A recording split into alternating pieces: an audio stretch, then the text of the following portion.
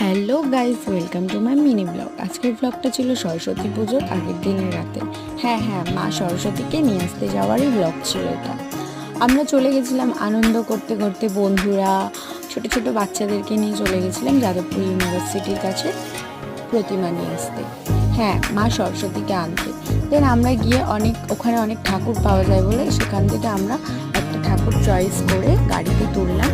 দেন এখানে একটু সবাই মিলে ঘোরাঘুরি করছিল, অনেক ঠাকুরও দেখছিল, অনেকে তাদের জন্য ওয়েট করা হচ্ছিল। তারপর আমরা সবাই মিলে একটু ফটো তুললাম, ভিডিও করলাম।